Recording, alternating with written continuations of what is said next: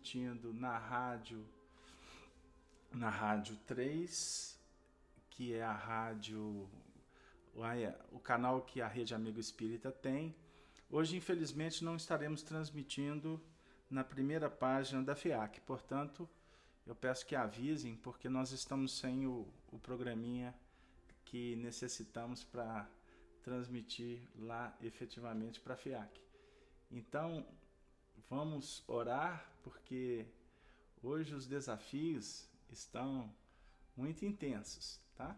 E como eu estarei fazendo a transmissão pelo Google Chrome, eu não tenho Mozilla Fox, então nós podemos ter uma possibilidade de cair, né? De cair aí, porque o provedor nem sempre consegue nos sustentar por muito tempo. Então, vocês estão dizendo que o som está um pouco baixo, não é isso? Veja se melhorou. Na rede, só Rádio 3. Melhorou um pouco? Vanessa, o som melhorou? Para quem falou que está baixo, por gentileza. O som tá bom aí na sala de conferência? Tá, mas ainda tá ruim, não é? Querem que aumentem mais? Ok. Melhorou? Melhorou? Na sala de conferência o som melhorou? Melhorou? Sim, ok. Pela rede, qual a rádio? Não, pela rede não teremos rádio, porque eu estou transmitindo na rádio. É o canal 3, rádio 3 da rede. Ok, então, gente, nós vamos iniciar a nossa tarefa. Hoje vocês estão observando também que o visual está diferente. Nós estamos fazendo uma série de experiências para aprimorar o nosso trabalho. Daqui a pouco a gente vai estar transmitindo, inclusive, para o YouTube. Ok? Então, devagarzinho, Jesus vai nos abençoar. Bom, são 20 horas e 2 minutos. Nesse momento, com muita alegria, estamos iniciando mais um programa Amor e Sabedoria de Emmanuel. Hoje, com o tema Terapêutica na Casa Espírita. Então, nós vamos, nesse momento, procurar nos interiorizar, procurando a sintonia com os nossos benfeitores que tutelam a nossa jornada, que tutelam esse trabalho, o movimento espírita no Brasil. Dizendo assim: Pai nosso que estais nos céus, santificado seja o vosso nome. Venha a nós o vosso reino. Seja feita a vossa vontade, aqui na terra como nos céus. O pão nosso de cada dia nos dê sempre, Senhor. Perdoa as nossas ofensas, à medida em que perdoarmos a quem nos ofende. Não nos deixe, Senhor, cairmos novamente nos erros. Livra-nos, Senhor, do mal, pois o vosso é o reino, o poder e a glória para sempre. Abençoe, Senhor, a todos que sofrem, a todos que se encontram desesperançados, aqueles que se encontram com as chagas morais esfogueantes. Que a tua paz, Senhor, se faça nos lares aqui representados. O teu amor possa ser o norte para todos que se encontram perdidos no vale da ignorância e das sombras. Que os teus amigos, os teus representantes espirituais, que tutelam esse trabalho na Rede Amigo Espírita, através da Rádio Brasil Espírita, a todas as emissoras que retransmitem esses sinais, que todos possamos nos intercambiar nas verdadeiras vibrações da liberdade, da igualdade e da fraternidade real. Sê conosco, Senhor, hoje, agora e para todo sempre. Que assim seja. Que assim seja. Graças a Deus. Bom, gente, então nós vamos dar continuidade aos estudos da noite. Hoje, trabalhando especificamente com o capítulo 7º do livro Leis de Amor, que foi ditado pelo Espírito Emmanuel aos médiuns Valdo Vieira e a Francisco Cândido Xavier. Perguntas organizadas pelos companheiros da Federação Espírita do Estado de São Paulo. Nós gostaríamos de, antes de iniciar o trabalho, agradecer profundamente ao nosso companheiro André Sobreiro, que esteve aqui com vocês na última semana, dando continuidade ao capítulo 7º, e pelo que ele nos passou, ele trabalhou com vocês, ele deu uma acelerada boa no estudo, não é isso? E hoje, agradecidos pelo empenho, pela dedicação, pelo carinho do nosso companheiro, nós vamos então passar para o capítulo 7º, que tem o título O Tratamento das Doenças e o Espiritismo. Nós, inclusive, tivemos na hora de estabelecer os cartazes, nós divulgamos, inclusive, como a terapêutica nas casas espíritas, porque vamos tentar canalizar o nosso trabalho para abordar o que de melhor as casas espíritas podem nos oferecer. Mas vamos lá, vamos ter que contextualizar no sentido geral, mas depois a gente tenta trabalhar no nosso dia a dia dentro dos centros espíritas. Foi questionado assim Emmanuel na pergunta primeira: o espiritismo pode contribuir para o tratamento das doenças? O espiritismo pode contribuir para o tratamento das doenças? Resposta: a doutrina espírita, expressando o cristianismo redivivo, não apenas descortina os panoramas radiantes da imortalidade ante o grande futuro, mas é igualmente luz para o homem, a clarear-lhe o caminho. Desse modo, desempenha função específica no tratamento das doenças que fustigam a humanidade, por ensinar a medicina da alma em bases no amor construtivo e reedificante.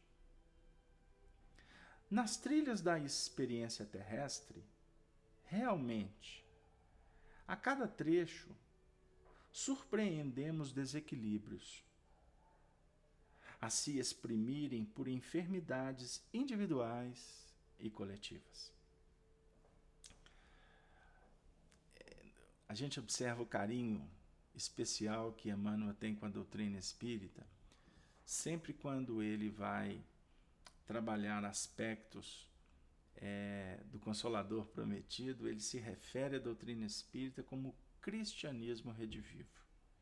Isso é um dos pontos fundamentais do trabalho de Emmanuel, ou seja, nos convidando o tempo todo a refletirmos quanto o papel fundamental da doutrina em trazer Jesus de volta, como predito por ele mesmo, conforme a descrição do capítulo 14 do Evangelho de João. É necessário que eu vá, para que o Consolador venha em meu nome, para vos dizer muito mais do que eu disse, né? Relembrando tudo que vos ensinei. Então, mas também no sentido da vivência evangélica. Este é o diferencial das nossas ações em movimento espírita. Estar em consonância com os ensinamentos do Mestre Jesus, que define para nós a vivência íntima, as expressões de luz que o sentimento, que as nossas virtudes vão efetivamente dar condições para que possamos realmente qualificar o nosso mundo íntimo pelas próprias experiências auferidas e também no contributo que todos nós devemos uns para com os outros. Continuando, ele vem falar que a doutrina espírita não apenas descortina os panoramas radiantes da imortalidade. Olha, observemos que interessante. Ou seja, a doutrina espírita ela não abre apenas a realidade do mundo espiritual. Que Emmanuel vem trabalhar como panoramas, né? Como imagens, como ambiências radiantes, a definir a pujança, a vida estuante que prossegue além túmulo, não é mesmo? E também a questão da imortalidade, que aqui amplia várias reflexões. Imortalidade quanto ao prosseguimento, a jamais a cessação da vida, mas a imortalidade também que oportuniza para nós o retorno daqueles que se foram, o contato, a mediunidade, não é mesmo? Esses são pontos interessantes para que a gente possa refletir. Nesse momento, eu pergunto a vocês, o meu som está chegando bem, audível para todos? Ok. Então, vamos continuar. Eu tenho que tomar cuidado para que eu não saia da conexão e vocês e eu fique falando aqui sem estar atendendo aos anseios dos corações amigos que se encontram junto conosco. Não é mesmo? Então, mas igualmente é luz para o homem. Por que luz para o homem? Ela abre o nosso entendimento por expressões de revelação. O mundo espiritual, ele que guia os destinos da humanidade. E a doutrina espírita pode se transformar numa grande chave para que a gente possa abrir o entendimento e compreender a luz que visita os homens em todos os instantes em que os homens se fazem, vamos dizer assim, sensíveis para ela. Aí, nesse instante, no que remonta à sensibilidade do homem e a visita da misericórdia para todos nós, não podemos aqui deixar de citar, por exemplo, o capítulo 7 do Evangelho de Mateus, quando Jesus define: pedi e obtereis, buscai e achareis, batei e abrir-se-vos-á, porque quem pede recebe, quem busca acha e quem bate a vida responde. Agora, olha, observemos que muitas vezes a gente lê o texto, passa por ele rapidinho e não nos atentamos a algumas ponderações, algumas palavras de efeito que têm, assim, expressões de foro profundo, quando partem dos educadores no quilate de Emmanuel. Então, é igualmente luz para o homem, a clarear-lhe o caminho. Olha que interessante, porque a luz visita para clarear o caminho. Qual o caminho? Como uma lanterna que a gente vai usar, um farol que a gente vai utilizar numa estrada escura? O que vocês acham? Clarear-lhe o caminho. Eu sou o caminho, disse Jesus, e a verdade é a vida. Já que nós citamos o capítulo 14, vamos ficar nele. O caminho, eu sou o caminho. O caminho é uma proposta filosófica. Mas Jesus não se limita apenas a um projeto filosófico. Ele estabelece também que ele é a verdade. Porque é necessário você, eu, todos nós, buscarmos a indagação, os questionamentos, as ilações, os sonhos, a imaginação, mas, acima de tudo, carrear possibilidades para implementar na horizontal da nossa evolução. É necessário viver, pois é vivendo que nós vamos depreendendo, percebendo o valor da verdade. Então não adianta pensar em verdade, buscar a verdade só indagando, perguntando, escrevendo, anotando, indo para os cursos e etc. Palestras, seminários. Nós estamos numa época agora de muitas festividades no movimento espírita, que são extremamente importantes para nos lucificar, para estabelecer possibilidade de contatos com amigos espíritas, irmos para as festas de foro, de imortalidade, de expressões elevadas, mas acabou os congressos, acabou os seminários, acabou as festividades, nós temos que voltar para o dia a dia. É a nossa segunda-feira, porque é na segunda-feira que você vai caminhar, que você vai percorrer.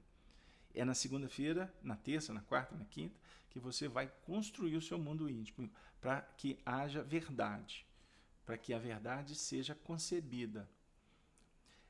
E também vai desempenhar função específica no tratamento das doenças que fustigam a humanidade. Aí vem aquela pergunta, mas então o Espiritismo vai cuidar das mazelas que competem aos homens? A medicina, por exemplo? Aí Emmanuel, olha que interessante, ele não dá margem. Daqui a pouco ele vai caminhar dizendo, por ensinar a medicina da alma. Esse é o nosso ponto. Trabalhar a intimidade. Por isso que doutrina espírita que apresenta para nós o mundo espiritual, a influência dos espíritos, fala do livre-arbítrio, fala da lei de causa e efeito, apresenta para nós consequências das nossas escolhas, não é mesmo? Define uma ciência metodológica de mediunidade, a importância da moral do médium, da qualidade do fruto, isso é doutrina espírita. Agora, nós precisamos de entender que a medicina da alma é a medicina preventiva, é a medicina profilática, é a medicina que só o Evangelho pode nos auxiliar, ok? Está dando para acompanhar aí, queridos amigos? Eu pergunto no chat. Sebastião Alves de Oliveira Neto, grande Sebastião, o som está audível para você? Não é? Ok? Certo? Sebastião, está ok, não é? É isso aí. A Vanessa, o som tá chegando bem para vocês. O Carlos de Contagem, tudo ok aqui. A Neuze, muito bem. Som e áudio tá bom. Então vamos continuar. Ficou claro aí, gente? Então o assunto é muito interessante para a gente trabalhar com ele bem devagarzinho, sem pressa. Então medicina da alma é aquela profilática. Então vamos buscar o Evangelho. Vamos buscar aqui a ajuda dos Espíritos. Ou vamos buscar na nossa própria memória. Quando Jesus diz assim, que Ele é a ressurreição e a vida, e que aqueles que me seguem não andarão em trevas, e aqui agora eu estou citando o capítulo 8 do Evangelho de João, versículo 12. É um versículo que nós particularmente gostamos e citamos muito. Eu sou o caminho e a verdade e a vida. Ninguém vem ao Pai, capítulo 14, citado, né? No capítulo 8 de João, ele diz, eu sou a luz do mundo. Aqueles que me seguem não andarão em trevas, mas terão a luz da vida. Seguir a luz de Jesus é aprender com o Mestre, ok, que fertiliza. Mas seguir a luz dele, ela não se dá por filosofia. Vamos voltar ao ponto anterior. Seguir a luz do Mestre é estar em consonância, ou melhor, em relação com essa luz. É você posicionar o espelho da sua mente, da alma, para refletir essa luz. E como que você vai refletir essa luz? Operando no mesmo diapasão dessa luz. Procurando focar a sua luz pessoal nessa luz que vem do alto que está promovendo o progresso, a paz, a fraternidade, a bondade. E com tudo isso, não haverá treva interior. E efetivamente, por redundância, a vida. Que aí nós estaremos refletindo um pouco em torno do amor. Amor, alimento da alma. Amor, construção. Amor, reeducação. Amor, reconstrução. Como queiram. Então, como o amor como alimento, um nutriente imperecível, inigualável, com amor que é aquisição no ato de dar, todos nós vamos como que minimizar as dores que nos visitam, as doenças que foram alicerçadas por nós face aos comportamentos pregressos, como também uma ambiência profilática que nós podemos estabelecer a partir desse convívio com as esferas superiores em Deus. Aí a Sheila de Paterno, na Itália, está dizendo: o amor destrói barreiras. E Sheila, se você me permite, eu gostaria até de dizer que o amor ele não destrói barreiras, embora seu raciocínio está certo. O amor, ele amplia os horizontes, ele semeia num campo infinito. O amor é a única força capaz de sublimar a inteligência. E só assim que o reino de Deus se estabelece. O amor sobrepõe ao medo, à desconfiança. Para o amor, a gente não precisa de ter muros. Com amor, você não é partidário. Com amor, você está sempre pronto. Com amor, você busca a natureza. Esse é o consórcio das almas superiores. Aí a Vanessa, lá de Avaré, São Paulo, querida amiga, está dizendo que o amor constrói pontes. E Vanessa, se você me permite, o amor é a própria ponte, ponte-luz. Não é verdade? O amor se torna instrumento e, ao mesmo tempo, o veículo que vai passar pela ponte e aquele que vai conduzir o veículo. Para não dizer que também, dentro do veículo, vão ter muitos recursos que estarão sendo transportados por esta ambiência de profundas expressões espirituais. E a Rise, França, do Rio de Janeiro, está dizendo: e o amor liberta. Aí, Rise, já que você colocou aí, eu estou gostando da participação no chat, os nossos amigos da Rádio Brasil Espírita, encaminhando as perguntas para a Cláudia, a todos vocês da rede, né? Você que está em casa, o amor é o grande legado de Jesus, não tenha dúvida. E aí a gente vai,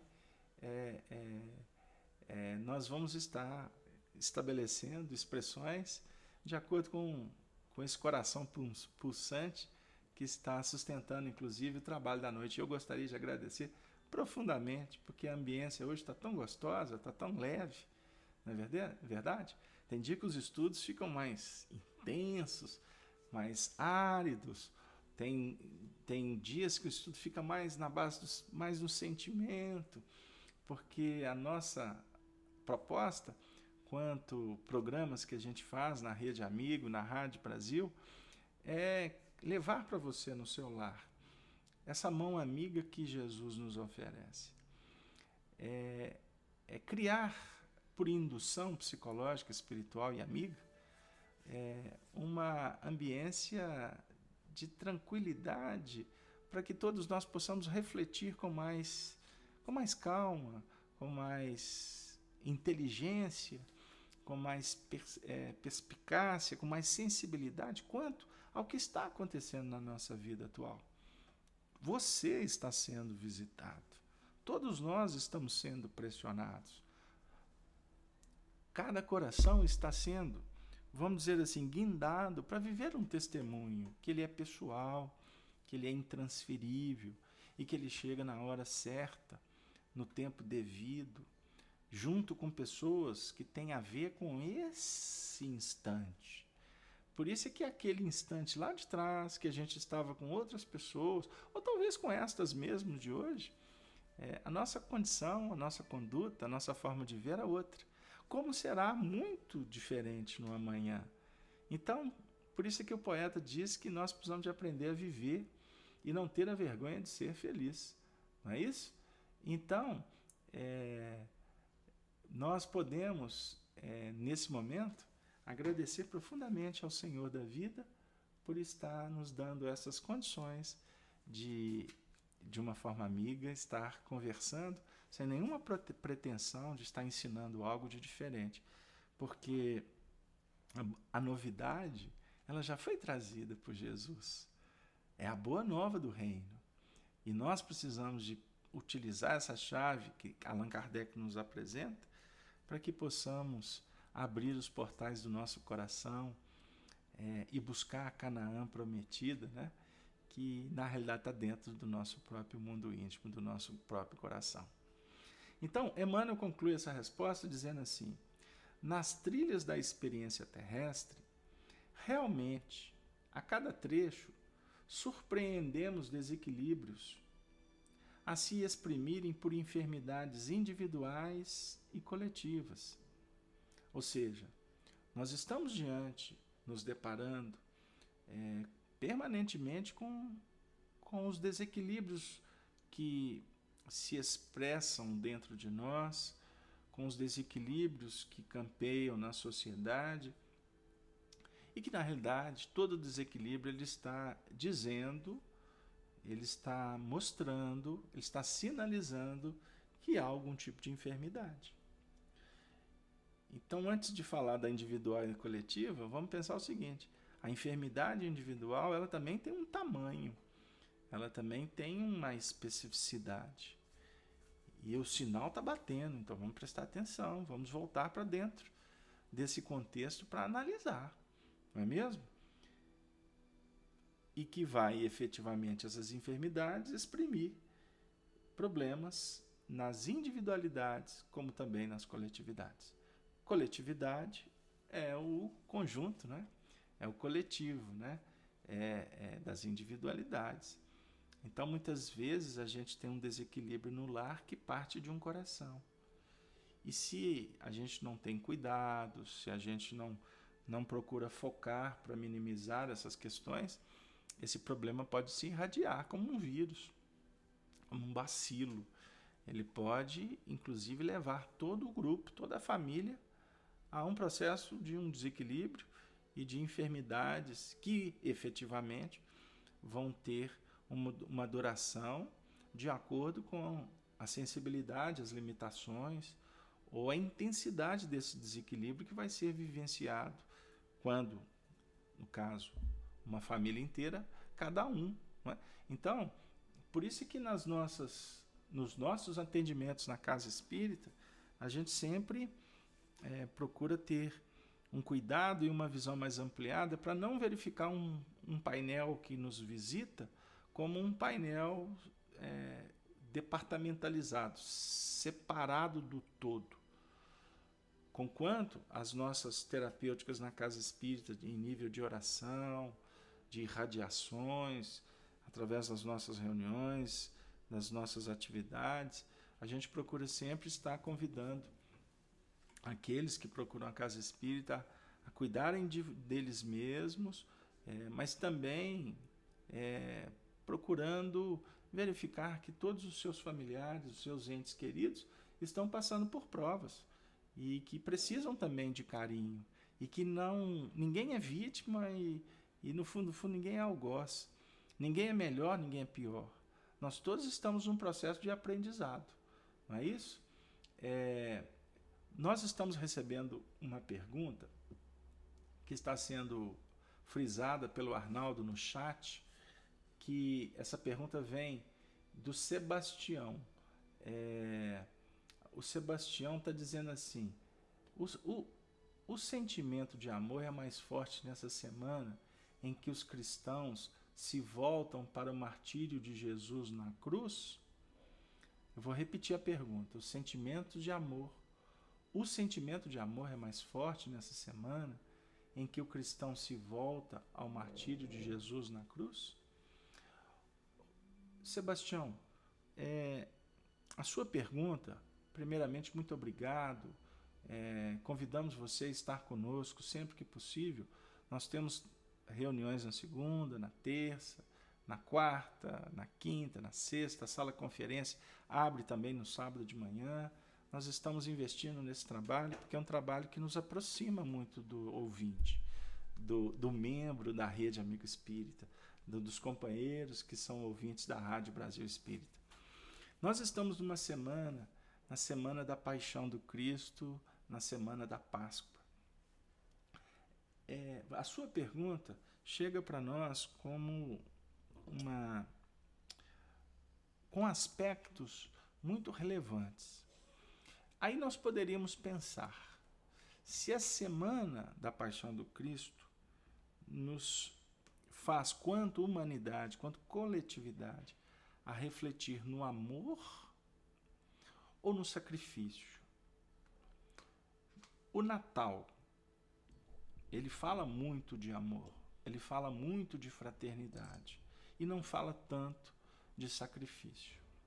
Então estou trazendo apenas 2 datas, existem outras com expressões valorosas, simbólicas, que a gente observa que cada uma tem um colorido especial.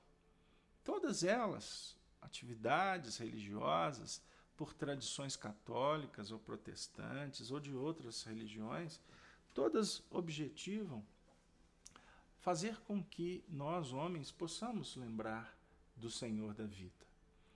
Todos nós possamos, de alguma forma, lembrar da nossa responsabilidade perante Deus, perante o semelhante. Agora, na paixão, a gente observa que as marcas do sofrimento que Jesus passou naquele período entre nós, humanidade, deixou assim um legado incomparável, uma vida inigualável, em que o amor se fez carne, se fez entre nós, ou seja, desceu dos planos superiores para irradiar nas frentes inferiores. O Filho do Homem é aquele que desceu para salvar a muitos. Não é esse o aprendizado que a gente recolhe? Portanto, é esse o convite que nós, como estudantes de doutrina espírita e evangelho, precisamos de entender, que é necessário que a gente desça após uma subida em que a misericórdia nos atendeu na montanha, nos dando pães, peixes, mas depois é necessário descer para o vale, estabelecer na planície aquela possibilidade de viver tudo que nós recolhemos com aqueles que representam o mais alto. E essa descida para o nosso cotidiano, para os embates de Jerusalém, ou lidando com os homens no templo, nos campos, vão efetivamente nos auxiliando a compreender cada vez mais a beleza do amor da vida, né? Do amor de Deus para conosco. E nessas ambiências laboratoriais que a vida nos concede, nós vamos participando de festas como a Páscoa, né? Que comemora a libertação do povo hebreu do jugo egípcio, que traz para nós um simbolismo importante no que remonta a nós vencermos as algemas, a escravidão que nós optamos pela nossa intelectualidade ou optamos pelas vinculações com as questões meramente humanas, né? Vamos pensar assim. Então é necessário que a gente possa compreender que as lutas, as dores, elas é que vão deixando marcas imprescindíveis para que uma libertação se faça de uma maneira, vamos dizer assim, definitiva. Então, o Arnaldo está falando assim no chat, a cruz e o sofrimento tornaram-se símbolo. Exatamente, tornaram-se símbolo. E aí, se vocês me permitem, eu vou trazer um pensamento do nosso benfeitor espiritual Bezerra de Menezes, que ele diz assim, que não é possível falar em cristianismo sem efetivamente compreendermos a importância da cristificação. Uma coisa é cristianismo, a outra é cristificação pessoal. Não é que nós vamos enamorar, procurar, nos rejubelar com a dor. Não temos apologia à dor, como muitos se apegam para sentir, muitas vezes, o sofrimento como se fosse uma forma de se purificar, como uma prática religiosa. Muitos, em algumas seitas, se autoflagelam, E, enfim, não é essa a proposta. É necessário compreendermos que todo o sofrimento dele, do Senhor, de Jesus, foi um sofrimento planejado pelas hostes superiores para deixar um grande símbolo para todos nós. E aí vem aquela questão: quando será o nosso Calvário? E aí nós vamos verificar que o nosso Calvário se dá no momento em que você tem que silenciar, sem concordar, em benefício de um equilíbrio ambiente. A cristificação se faz quando você tem uma possibilidade de ensinar e o outro não quer ouvir. A cristificação se faz quando você quer acender luz e a treva se agiganta para apulpar, para vergastar, para menosprezar. A cristificação se faz quando a doença vergasta, o diagnóstico chega.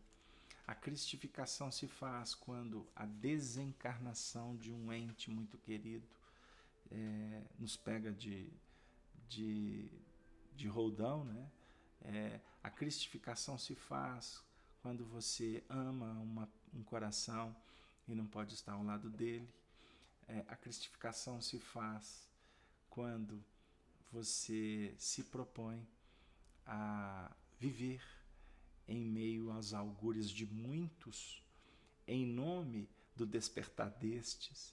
A cristificação se faz quando vamos para a festa como a festa está acontecendo na nossa sala estudando o Espiritismo nesse momento. A cristificação se faz quando nós estamos contentes com a vitória do semelhante. A cristificação se faz quando nós oramos por aqueles que sofrem. A cristificação se faz quando trocamos carícias com aqueles que amamos. A cristificação se faz quando vamos nos adormecer sentindo-nos em paz. Cristificação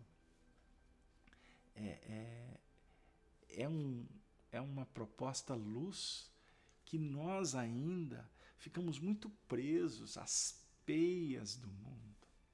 Aquelas imagens que vergastam, que nos torturam, que nos deixam inseguros, depressivos, angustiados, revoltados com a insânia, com a volúpia, com a animalidade que ainda visita a humanidade.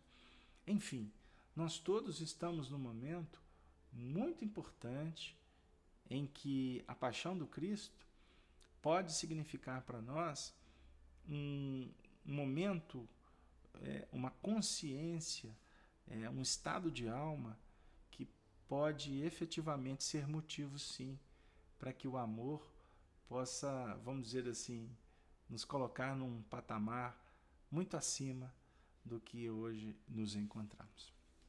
Desculpem, nós estamos caminhando com muita cautela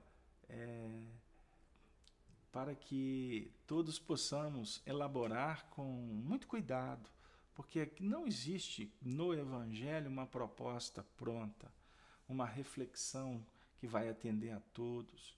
Por isso é que nós devemos sempre, nas interpretações, e é essa a proposta que, por exemplo, Emmanuel faz para todos nós, quando ele nos ensina, por exemplo, no livro Renúncia, quando o padre Damiano vai explicar para Alcione como ela deveria estudar o Evangelho, lendo versículo por versículo, interpretando o contexto, as palavras, procurando entender o sentido literal, para que a gente possa tirar agora, com a chave doutrina espírita, tirar os princípios básicos da doutrina em cada versículo, e depois a gente chegar na condição de se tornar personagem daquele versículo, daquela passagem, se são vários personagens, cada hora nós somos um deles, e depois tirarmos o sentido profundo que possa nos auxiliar no que remonta às nossas necessidades atuais, no campo de atender consolando e no âmbito de estabelecer uma proposta de educação espiritual que é profilática. Conforme nós vamos remontar a questão 685 do Livro dos Espíritos, no comentário, quando Kardec vai definir que educação é a arte de formar caracteres. Não é isso? Então, se vocês me permitem, eu gostaria de partir para a questão de número 2, porque o nosso tempo está caminhando.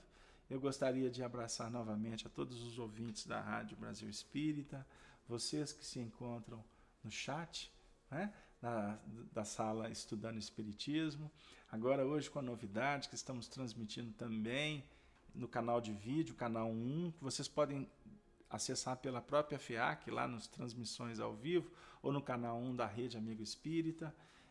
Enfim, aos poucos a gente vai ampliando a distribuição dos sinais para atender, inclusive, aqueles que não conseguem acessar a sala porque estão com tablets, com alguns iPhones, e que estão nos solicitando que possamos trabalhar também com o YouTube, que aí vai facilitar para vários corações. E que vocês possam convidar a outros amigos, familiares, para participarem desse programa interativo conosco. Ok? Antes de ler a questão número 2, eu vou ler um comentário que está no chat do Luiz Carlos Ribeiro, Rio de Janeiro. Ele está dizendo: Jesus sempre defendeu a vida. Este culto ao Jesus morto nega os seus ensinamentos. Sim, nega sim, não é, meu amigo? Nós concordamos com vocês. Mas gostaríamos também de dizer que precisamos ter misericórdia no coração, bondade, e enaltecer a compreensão para com todos aqueles que ainda estão nessa faixa e que necessitam de sofrer, de vestir luto, de seguir as procissões. E eu estou dizendo aqui agora até como um mineiro da boa terra, um mineiro das terras sabarenses, das festanças religiosas de Ouro Preto, de Tiradentes, de São João, do Cerro, de Conceição do Mato Dentro, das cidades históricas antigas, né?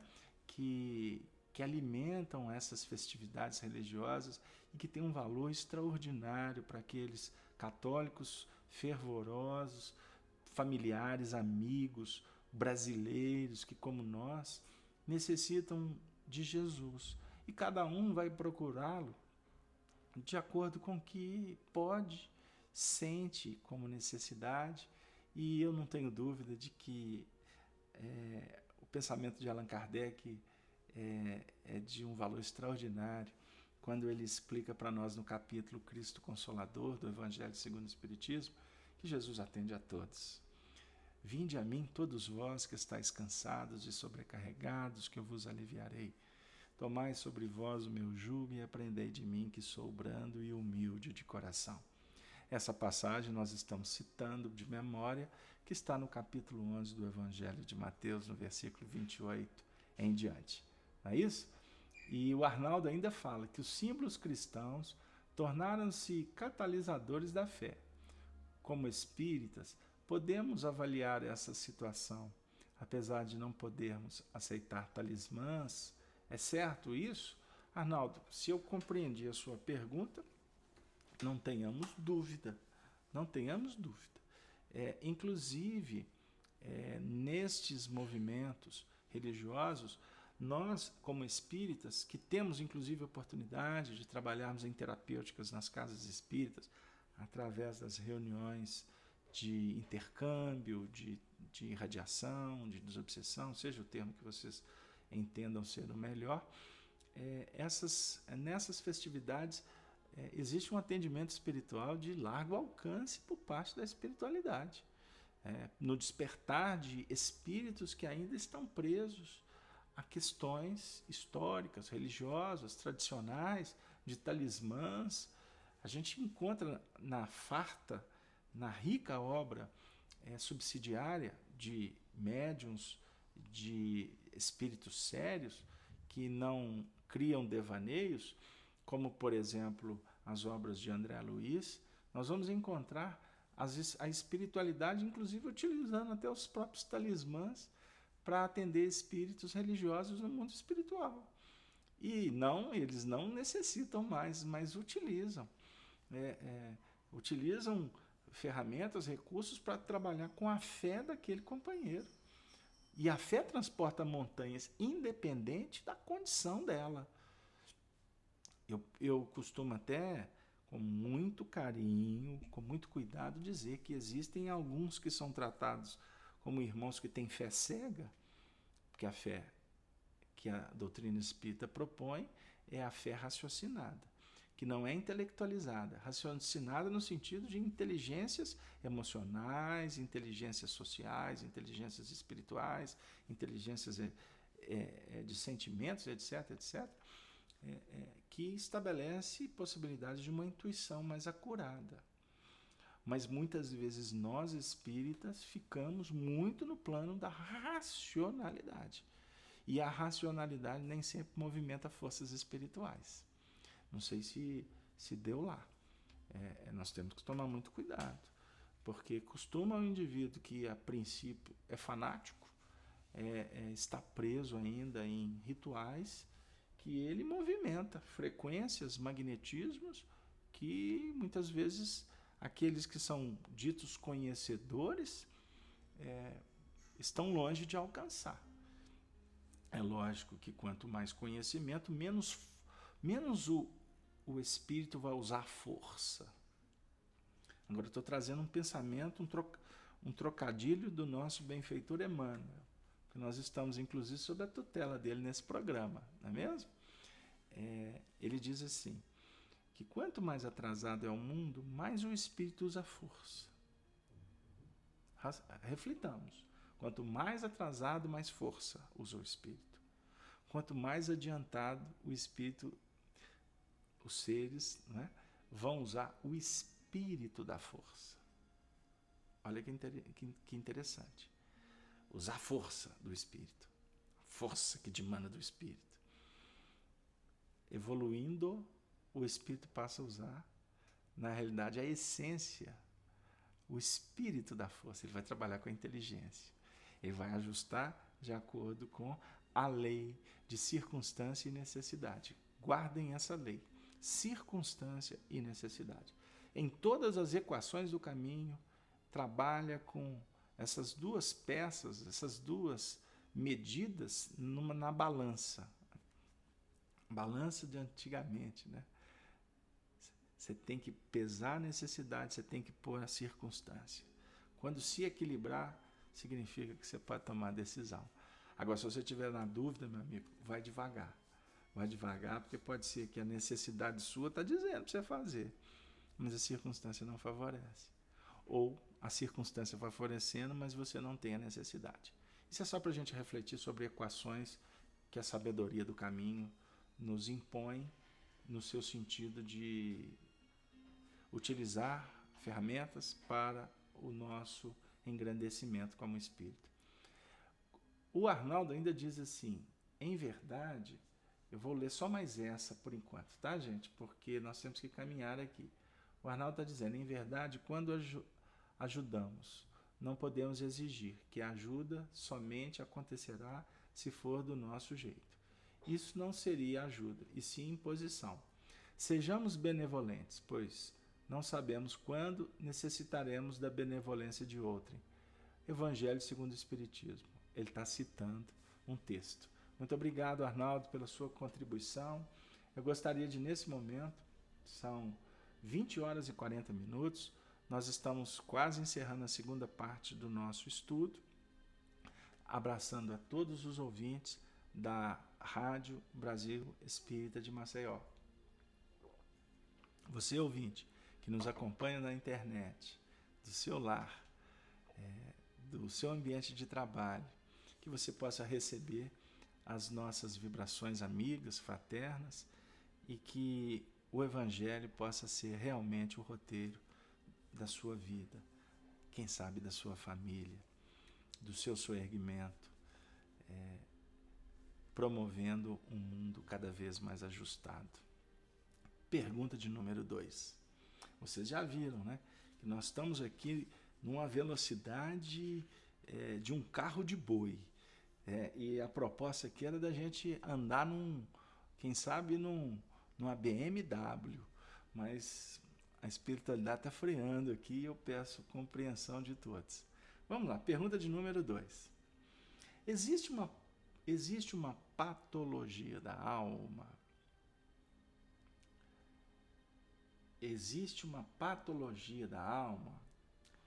Resposta: mágoas, ressentimentos, desesperos, atritos e irritações entretecem crises do pensamento. Vamos ficar atento. Eu vou voltar aqui. Estabelecendo lesões mentais que culminam em processos patológicos no corpo e na alma, quando não se convertem de pronto em pábulo da loucura ou em sombra da morte. Eu disse que voltaria. Ele cita alguns exemplos, como mágoas, ressentimentos, desesperos, atritos e irritações. Mas ele vai dizer o seguinte, que elas entretecem crises do pensamento. Então, o pensamento, nós podemos concluir, inclusive, gostaria de fazer uma pequena propaganda, se vocês nos permitem, desse livrinho. Gosto sempre de citá-lo. O livro Pensamento e Vida. É uma obra de um valor extraordinário.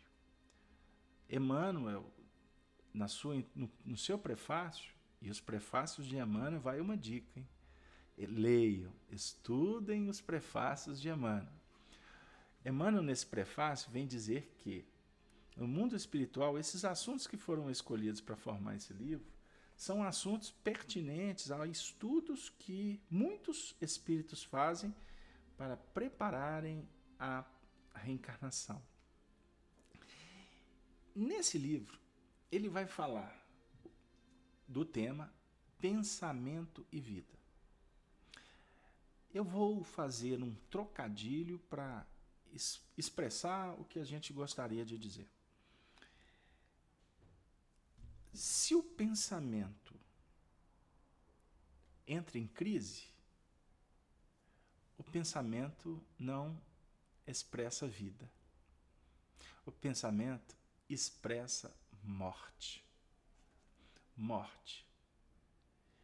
Por isso é que Jesus disse que eu sou a ressurreição e a vida. Aqueles que estiverem mortos ressuscitarão. Ainda mortos, mesmo os que estiverem mortos, ressuscitarão. Olha que interessante, a gente está voltando à paixão do Cristo, que estamos na semana. O Cristo, com sua luz, proporciona, quando refletido pela nossa mente, equilíbrio no pensamento, na sua forma de pensar. A mente é o espelho da alma. A mente expressa pensamentos, reflete pensamentos, elabora, cria pensamentos. Nós somos co-criadores. Nós temos a capacidade de criar. Embora numa criação relativa, porque no absoluto nós não criamos. Deus é quem cria. E disse Deus, haja luz. E a luz foi feita. E viu Deus que a luz era boa. Os homens que veem que a luz é boa. Não é Deus, porque Ele criou, Ele é sabedoria plena. Ele precisa de ver o que Ele criou. O papel dele é fulcro, criador, inteligência suprema, causa primária. Nós é que concebemos e vemos que a luz é boa. Não sei se está chegando. Isso não é científico no sentido árido da palavra. Ou temos que ficar provando isso. Nós temos que observar a coerência. Quando você vibra acreditando, sonhando, e ao mesmo tempo tendo como resposta a vida, devolvendo o que você estabeleceu como meta, no sentido positivo, isso é vida. Agora, quando nós estabelecemos qualquer descuido, quando ficamos imprevidentes, quando permitimos que a nossa mente reflita treva, pensamentos que não possuem mais, vamos dizer assim, um certo decoro moral, pensamentos que favorecem todo tipo de desequilíbrio, a morte se estabelece. Então a palavra morte no Evangelho, todas as vezes que nós encontrarmos, é necessário a gente entender que a morte é o pensamento que se desgovernou, que ficou desequilibrado. Deu aí? Deixai aos mortos o cuidado de enterrar os seus mortos. A gente gosta muito dessa passagem. Emmanuel explica esse texto, dizendo que Jesus não está se referindo que a gente não deve cuidar, enterrar aqueles parentes que desencarnam, não é isso. Ele está dizendo que aos mortos, aqueles que estão num desnível mental, por projeções desequilibradas de pensamento, por si só carregam para si morte. E estabelece vínculos por associação, por afinidade com a própria morte. A Marinalva de Santana Melo está dizendo, não é o pensamento que dá forma a tudo? Veja bem, o pensamento é energia eletromagnética, ok? Então, o pensamento, ele, por ser energia eletromagnética, explica Emmanuel, vamos lá na base, magnetismo, energia estática, eletricidade, energia dinâmica. Então, o pensamento tem todo um peso, ele tem uma coloração, ele tem qualidades, ele tem força, mas ele também tem direção, ele é movimento. Então a mente expressa o pensamento que vai ter vamos dizer, a desenvoltura de criar imagens, no seu sentido de plasmá-la, de sustentá-la e de fazer dela vida. Então, se você, por exemplo, começar a alimentar um pensamento negativo, que você vai ter uma doença X, você não tenha dúvida que você vai criar um circuito, vai atrair imagens, vibrações, sons, cheiros, especificidades energéticas que vão instaurar essa doença em você. Da mesma forma, a cura, o cuidado, o equilíbrio, o amor, você pode com o seu pensamento atrair pessoas que se sintonizem com essa sua forma de pensar. Nós precisamos estudar essa matéria com calma. Por isso que o ectoplasma, que é a energia que está vinculada ao nosso plasma celular, ele é manipulado pelo pensamento. Então você, quando deseja o bem para uma pessoa, esse bem toma forma, ele toma corpo. Inclusive, eu estava dizendo, o próprio bem para si mesmo. Você é também responsável pela sua cura. Para não dizer que você é totalmente responsável pela sua cura. Esses são pontos que a gente pode refletir aqui e, por certo, nós teremos aqui alguns elementos que depois que a gente encerrar o nosso trabalho, eles podem configurar aí como chaves importantes para você, querido ouvinte, que está nos acompanhando. Não é isso? Por isso que a Marinalva ainda volta no chat dizendo que devemos vigiar e orar. Vigiar a elaboração mental. Porque essa elaboração mental é que vai definir a morada, a sua morada íntima, a sua morada espiritual. A sua ambiência, ela é sustentada por você mesmo. Sabia disso? É verdade, meu amigo. Você pode atrair ou repelir. Você pode cuidar, você pode proteger, como você pode desassociar, desagregar, você pode criar movimentos que possam favorecer notas invasivas, desconsiderantes. Você pode atrair, inclusive, invigilantes, companheiros, que podem se tornar, inclusive, hospedeiros, podem se tornar obsessores, podem se tornar pessoas, espíritos, que possam trazer para você dessabores. Então, são pontos para que a gente possa refletir. Então, diz Emmanuel que as irritações entretecem crises do pensamento, estabelecendo lesões mentais que culminam em processos patológicos no corpo e na alma, quando não se convertem de pronto em pábulo da loucura ou em sombra da morte. É isso aí, gente. Aí, os irmãos da Federação do Estado de São Paulo voltaram com outra pergunta. Olha que interessante. Só um instante. Os amigos questionam assim: por que acontece assim? Por que essa crise?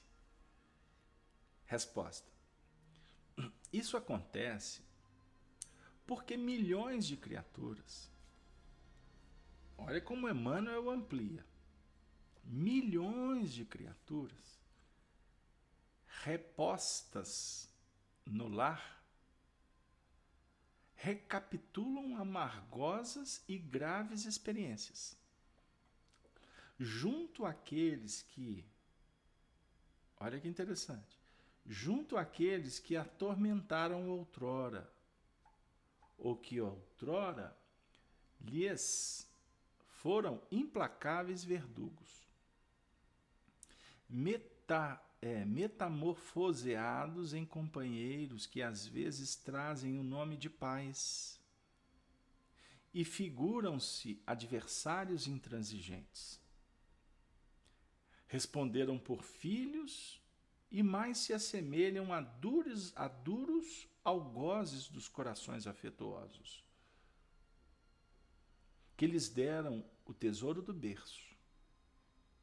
Carregam a certidão de esposos e parecem forçados em algema dupla na pedreira do sofrimento. Fazem-se conhecidos por titulares da parentela e exibem-se à feição de carrascos tranquilos. Querido Arnaldo, Zé Aparecido, a nossa Cláudia, todos que se encontram conosco na sala estudando Espiritismo, essa resposta aqui é um compêndio para se estudar. É um desafio para associarmos com as nossas dificuldades do dia a dia. Nós precisamos de analisar isso com muita calma. Vamos lá.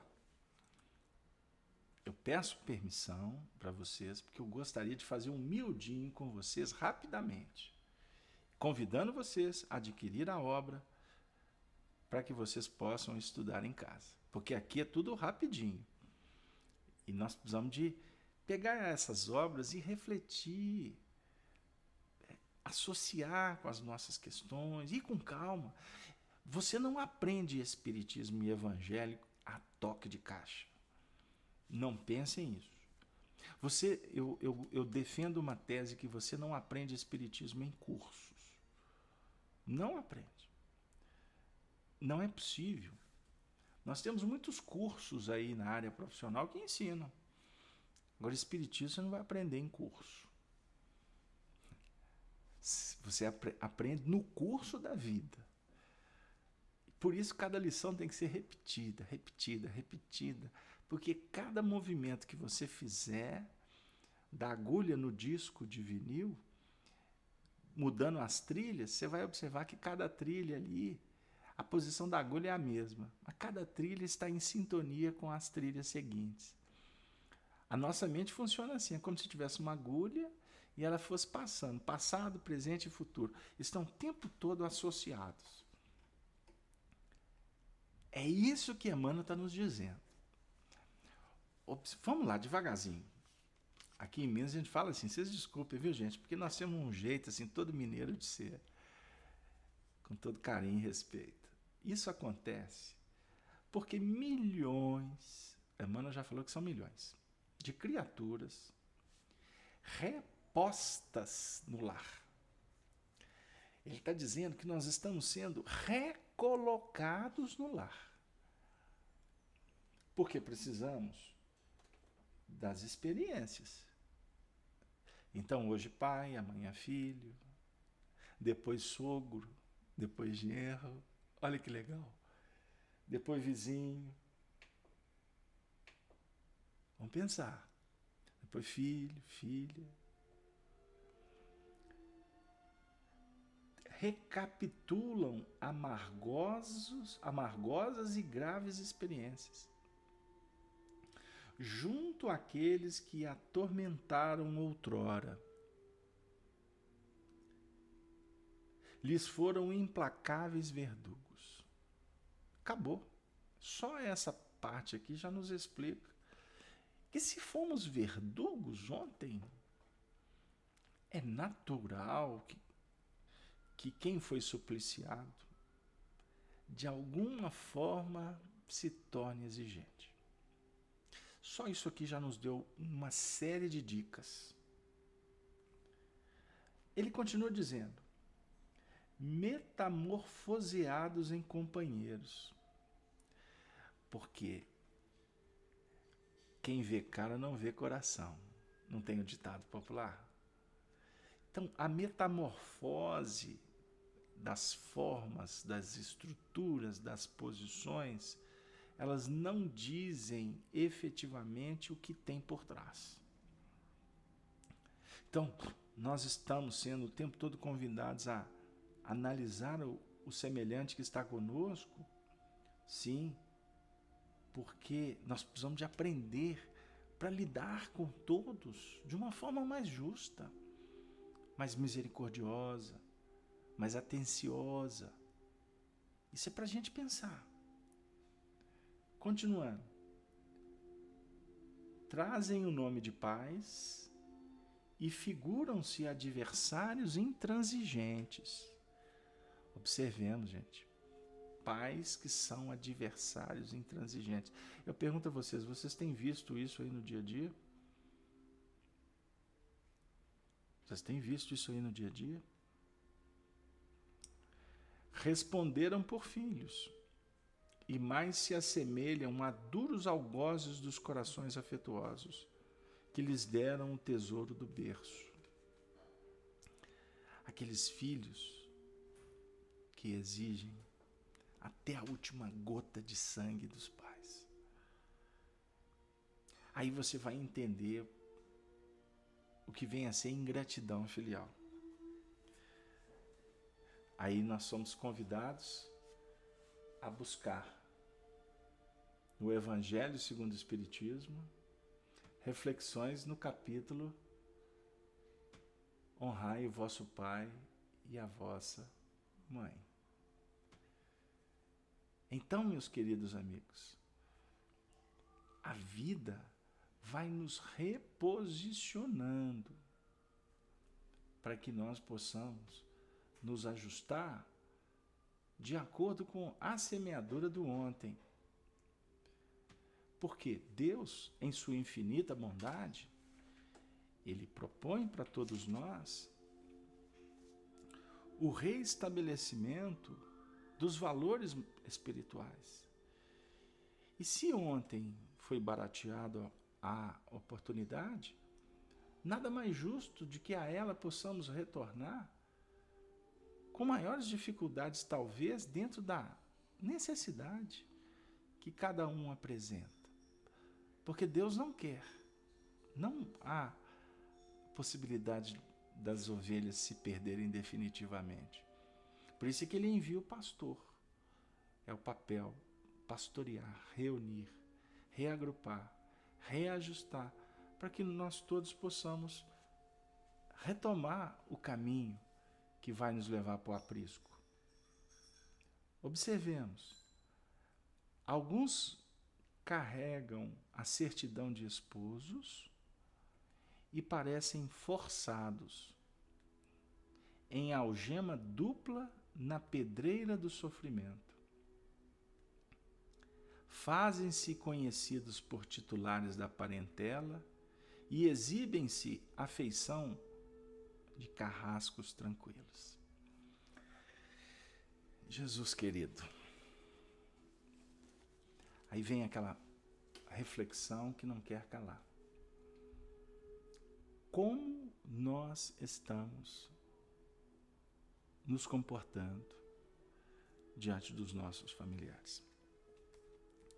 Porque eu não tenho dúvida de que todos nós aqui, de alguma forma, estamos tendo a oportunidade de refletir sobre experiências vivenciadas diante de companheiros que, em alguns casos, foram algozes, indiferentes, rebeldes, revoltados, violentos, doentes da alma, doentes do corpo, exigentes, críticos, enfim. Como também estamos lembrando daqueles corações que nos auxiliaram, benfeitores, mães, pais tutelados, esposas inesquecíveis, maridos que deixaram grandes exemplos, o lar estruturado que pode ser o seu, benfeitores que nos ensinaram lindas lições, que foram os filhos, que foram os nossos avós, que foram aqueles que nos amamentaram, que nos estimularam a estudar, a lutar, a vencer. Todos nós aqui estamos refletindo sobre a nossa família. E a doutrina espírita vem nos elucidar que existe a parentela corporal e a parentela espiritual. A parentela corporal é transitória. Ela acaba um dia. A parentela espiritual é para sempre. O que configura o momento atual é estarmos diante de muitas lutas, muitas provas, e convivendo muitas vezes com seres que a gente acaba descobrindo que não tem nada a ver conosco. Isso é muito comum no atual estágio da humanidade. Agora, se a nossa alma tem saudade ou sonha com as almas gêmeas, com os corações que a gente daria tudo para estar do nosso lado e não estão, vamos procurar entender a importância do bem e do mal sofrer, que Allan Kardec vem nos explicar no Evangelho segundo o Espiritismo. E que, de acordo com o nosso investimento, nós seremos premiados um dia num jardim das bem-aventuranças. Agora, se estamos caminhando em meio a pedregulhos, espinheirais, apulpos, escassez, aridez, frigidez, indiferenças, se a ambiência não tem nada a ver conosco, reflita, meu amigo, minha amiga. Você, mãe querida, papai bondoso, você, filho, que suplica os beijos, as carícias dos seus tutores, você, irmão, que daria tudo para ter alguém do seu lado, ou poder ser amigo da sua irmã, ou de alguma forma reconquistar a sua esposa, ter novamente um lar feliz. Você que nesse momento, querido amigo, se encontra em prece de louvor e súplica ao Senhor, solicitando entendimento, solução, arrimo, saiba que o Senhor da vida está do nosso lado. Ele nos prometeu que jamais nos deixaria órfãos, que estaria conosco até o fim, para que você possa ter o ânimo fortalecido e entender que as responsabilidades, meu amigo, elas nos premiam quando valorizamos. No mundo é muito fácil abandonar, fugir, É muito simples adulterar. É muito simples. É muito simples renegar. Agora, a gente aprende com doutrina espírita que existe planejamento, organização no mundo espiritual, que nós estamos sob uma jurisdição que dimana de coração misericordioso, que é de Jesus, o governador do planeta, que se fez menino, se projetou homem para passar pelo escárnio, pelo sofrimento, mas para dizer: Pai, não vim de mim mesmo, mas vim em seu nome cumprir a sua obra. Porque nós queremos pensar só em nós mesmos. Que nós possamos, nesses momentos, nesses dias que aproximam da comemoração da Paixão do Cristo, que nós possamos nos colocar na posição dele como aquele coração que sabe que tudo vai passar e que após todos os testemunhos virá a ressurreição gloriosa, o dia novo, no jardim ensolarado.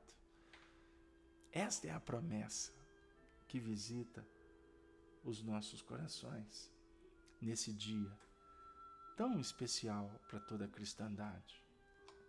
E por isso, pensando nos desafios, nós gostaríamos de trazer como nota conclusiva do nosso encontro, desse programa Amor e Sabedoria de Emmanuel,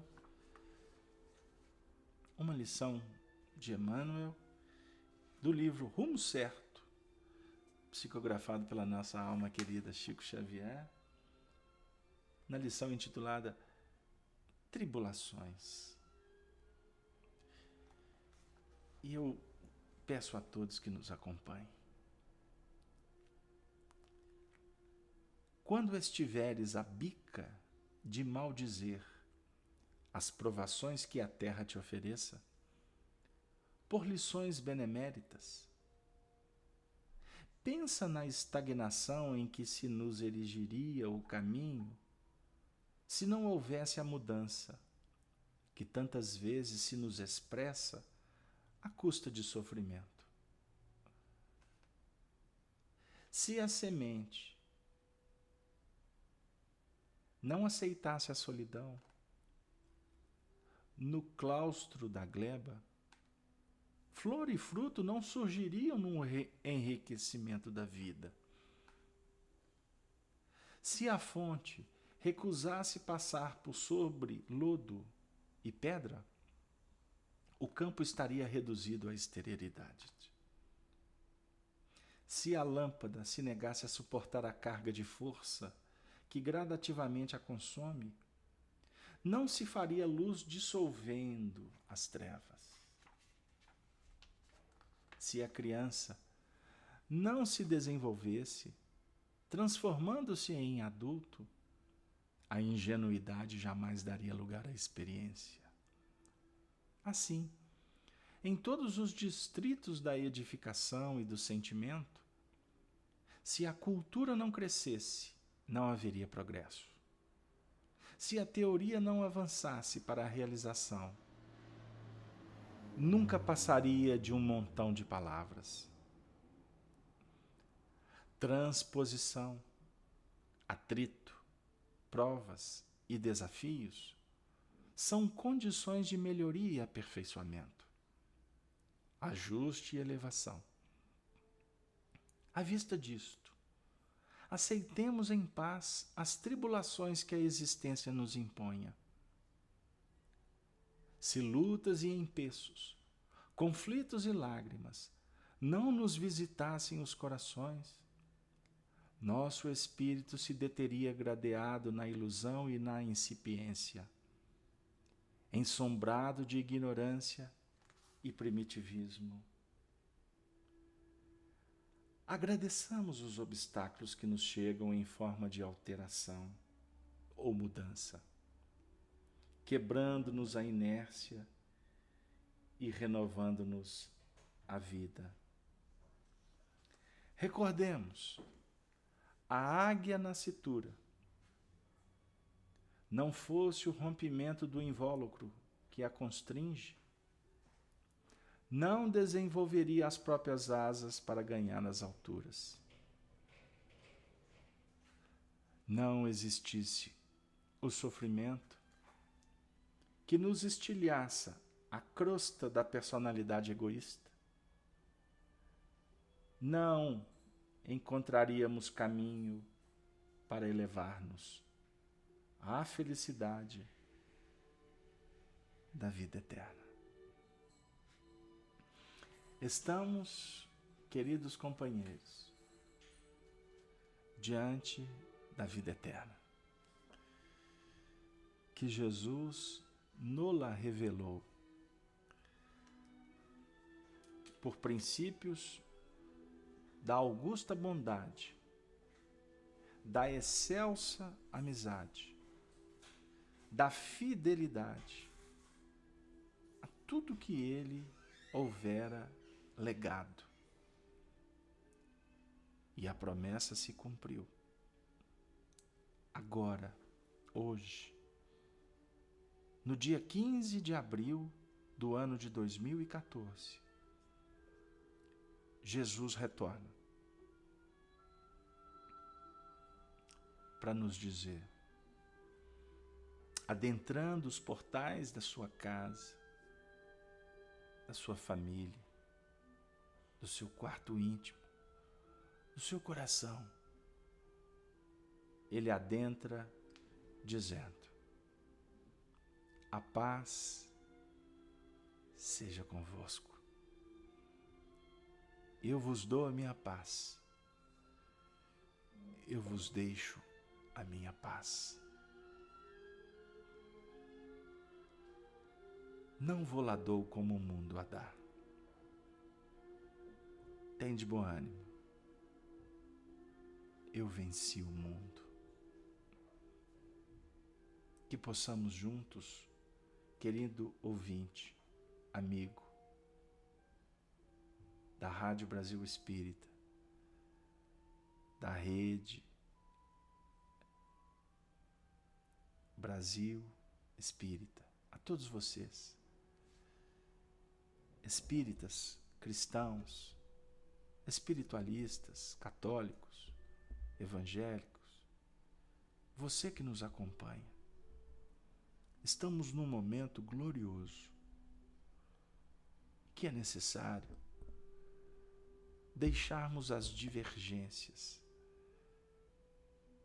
sendo inteligentes e, acima de tudo, sendo seres humanos, necessitados de consolo, de esclarecimento, de amor, de sabedoria e de paz. Rendamo-nos ao ensinamento maior que ele nos legou. Um novo mandamento vos dou. Capítulo 13, versículo 34 de João. Que vos ameis uns aos outros, como eu vos tenho amado. E assim, nós nos despedimos, augurando uma feliz Páscoa para todos. Que possamos, imbuídos de fraternidade, de alegria, de festividade, comemorarmos a libertação de tantas peias que insistem em nos reter na retaguarda. Avancemos, como ensina Emmanuel, para a frente e para o alto, hoje, agora e sempre. Muito obrigado. E assim, desejamos também a você uma boa noite. Muito obrigado.